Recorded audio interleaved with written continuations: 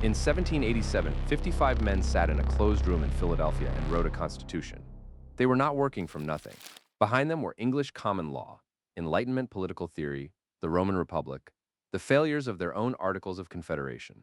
That much is taught in every classroom in the country.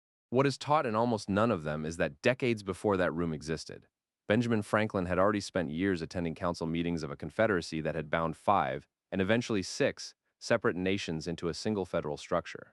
A confederacy that balanced central authority against the sovereignty of its member nations, that required open debate before any decision, that could remove a leader who abused his position, and that had been doing this for a long time before any European had a colony on this continent to write a law for. Franklin printed the record of one of their leaders standing up in 1744 and telling the British colonies, in essence, if we can do this, so can you. 10 years later, he brought a plan to Albany built on a federal structure. It failed. Colonies were not ready, but the shape of it did not disappear. Resurfaces in the Articles of Confederation, and again in the Constitution that replaced them. For decades now, historians have argued about exactly how much of that shape came from the Haudenosaunee, and the honest answer sits in an uncomfortable place. Not zero, also not everything. The version of this story you have probably heard, in whichever direction you heard it, is very likely wrong. Start with the Confederacy itself, and start with when it began, because that question turns out to be its own genuine mystery. The Haudenosaunee, commonly called the Iroquois, are six nations, originally five: the Mohawk, the Oneida, the Onondaga, the Cayuga, and the Seneca, joined later by the Tuscarora. Haudenosaunee means roughly people of the Longhouse, which describes both their traditional dwellings and the way they understood their confederacy as one longhouse sheltering several related families under a single roof, with the Mohawk as the eastern door and the Seneca as the western door, and the Onondaga keeping the central fire. Before the Confederacy, according to the tradition, these five nations were locked in a cycle of retaliatory war that had gone on for generations. Blood feud answering blood feud, with no mechanism to stop it. Into that came a man the tradition calls the Great Peacemaker, Deganawida. He is remembered as Huron by birth, and remembered as having a severe stutter, which in a culture that placed enormous weight on oratory made him nearly unable to deliver his own message. So he needed a voice, and he found one in a Mohawk, or in some tellings Onondaga, man named Hiawatha, who had lost his family to the violence and initially wanted only vengeance.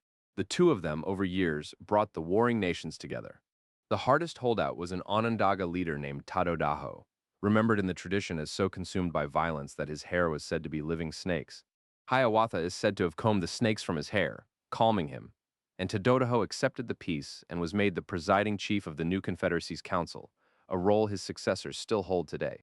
The nations buried their weapons beneath a white pine, the tree of peace, and agreed to a set of laws, roughly 117 provisions governing how the Grand Council would function, how leaders would be chosen and could be removed, how war would be declared, how outsiders and adopted people would be incorporated. It has a name in the Mohawk language, Iroquois, usually translated as the Great Law of Peace. There is one more figure in the founding account who tends to be left out of shorter retellings, and she matters for understanding how the system actually worked. Before Deganawida could bring the nations together, tradition holds that the first person to accept his message was a woman named Jigunsezi, remembered as the Mother of Nations. Her acceptance mattered because the confederacy that followed was built on a matrilineal foundation. Clan mothers, not the chiefs themselves, held the authority to select which man from their clan would sit as a chief on the Grand Council, and the same authority to remove him if he failed in his duties or abused his position. A chief did not answer only to his fellow chiefs. He answered to the women of his own clan who had installed him and could take the position back. If this kind of investigation is worth your time, subscribing helps. Now, when did this actually happen? 19th century scholars, working mostly from documents and secondhand ethnography, tended to place it somewhere in the 1500s, not long before sustained European contact. The Haudenosaunee's own oral tradition places it much earlier, and gives a specific, checkable reason for the date.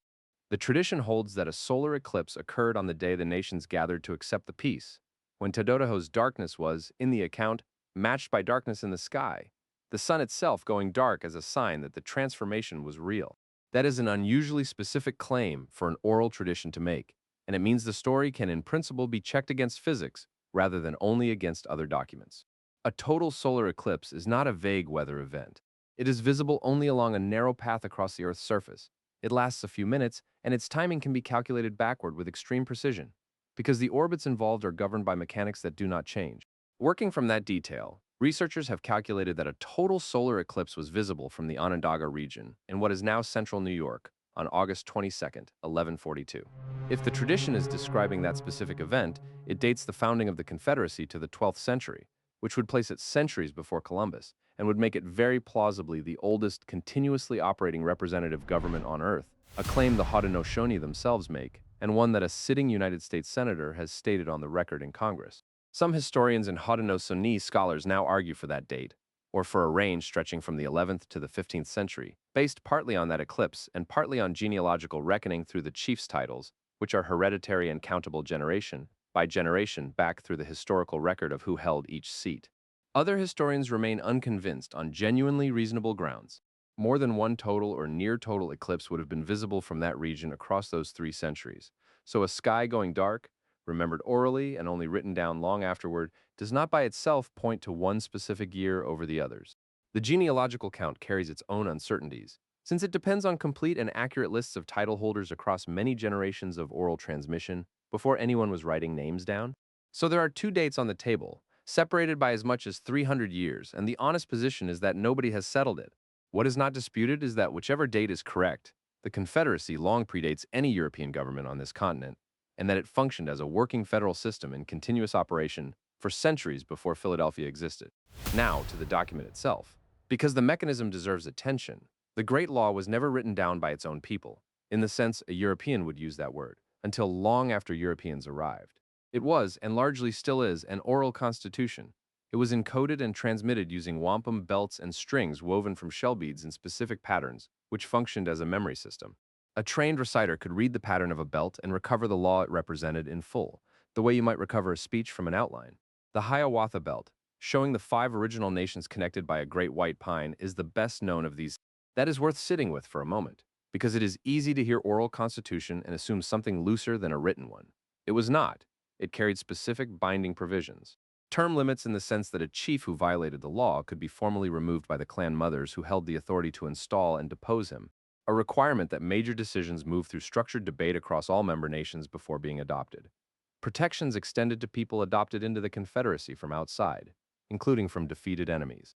A mechanism for admitting new member nations, which is exactly what happened when the Tuscarora joined in the 1720s, fleeing conflict in the South.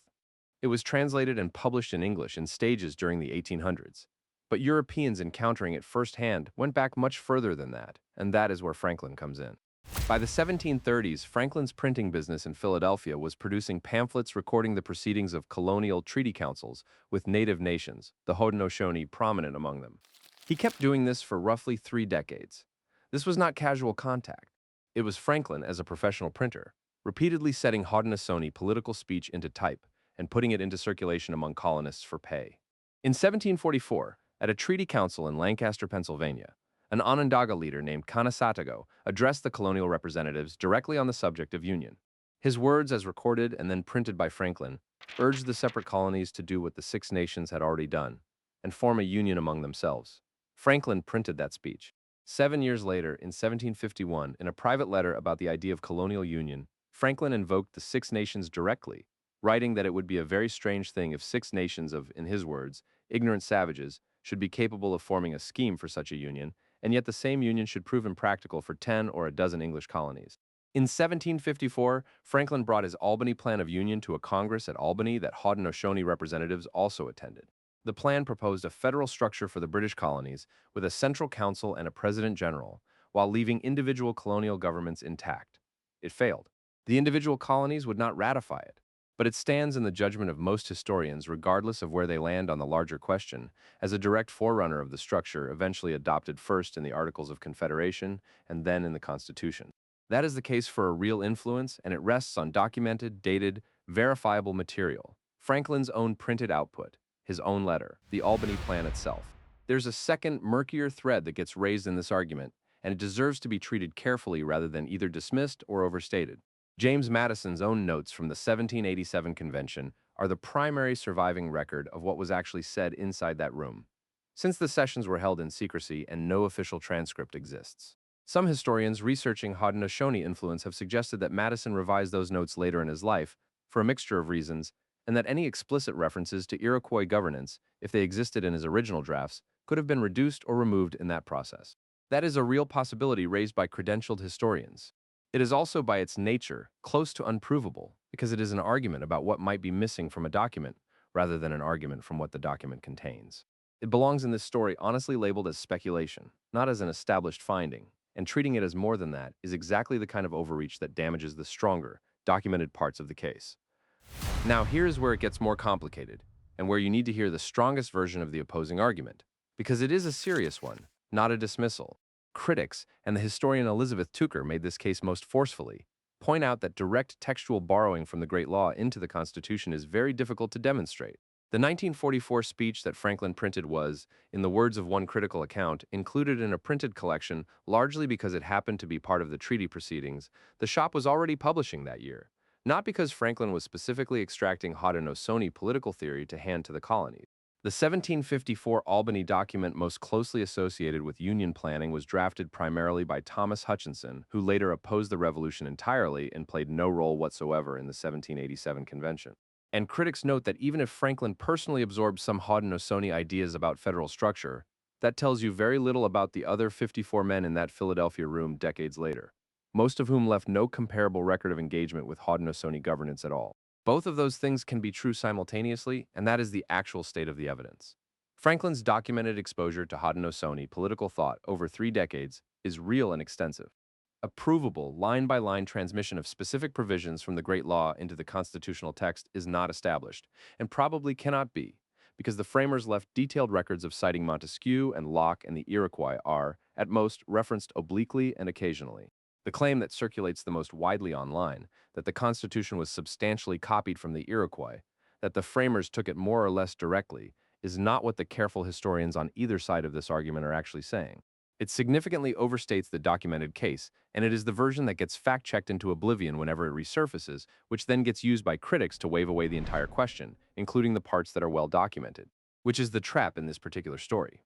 The strongest, most defensible claim sustained documented influence on Franklin's thinking, on the Albany Plan, and through that on the tradition the framers were working within, keeps getting drowned out by a much larger, unsupportable claim, and the backlash against the unsupportable version ends up burying the supportable one along with it. In 1988, the United States Congress passed a resolution acknowledging the contribution of the Haudenosaunee Confederacy to the development of the Constitution and the federal system, citing specifically the Albany Plan and its debt to the Six Nations. That resolution did not settle the historical argument, and academic historians continue to disagree sharply about how far the influence actually reached. But it marked a formal acknowledgement, at the level of the federal government itself, that the story taught for most of American history, one that credited only European precedent, had left something out. There's a deeper irony sitting underneath all of this, and it is worth naming directly. The Union that Franklin helped build, drawing in whatever measure on a system built to prevent the destruction of the nations that created it, went on within a century of its founding to remove, dispossess, and nearly destroy the very Confederacy that had informed it. Haudenosaunee territory in New York was steadily reduced through treaties frequently violated by the government that signed them. During the Revolution itself, much of Haudenosaunee territory was deliberately burned by Continental forces in retaliation for the Confederacy having split, with some nations siding with the British and others with the Americans, a division the war itself forced onto a body that had spent centuries structured specifically to prevent internal war of exactly that kind. In the century that followed, land cessions, forced removals, and the reservation system reduced Haudenosaunee territory in New York to a small fraction of what it had been. The Confederacy that had operated continuously since at least the 1500s, and quite possibly since 1142, did not vanish. It persists today, its Grand Council still seated at Onondaga, still governed under the same great law, its wampum belts still held and still read. So where does this actually leave us? Not with a myth that the Constitution was copied from the Iroquois. That version is not supported, and responsible historians on every side of this debate reject it. And not with the dismissal that there was no relationship at all. That version requires ignoring Franklin's own printed record, his own words, and a documented plan of union built while he was steeped in exactly this material. What is left is a narrower and more interesting truth. A confederacy older than any European government on this continent, dated by its own people to a specific solar eclipse that modern astronomy can actually locate in the sky, operating a functioning federal system with checks on power and mechanisms for admitting new members, sat next door to the British colonies for 150 years before those colonies wrote a single word of their own founding document. Franklin watched it, Franklin printed it, Franklin used pieces of it. How much of it made it into the room in Philadelphia in 1787 is a question historians still cannot fully answer, working from the documents that survive. What is not in question is that the room existed inside a much older political landscape, one that had already worked out several of the same problems the delegates spent that summer arguing about, and had been living under the answer for centuries before any of them were born.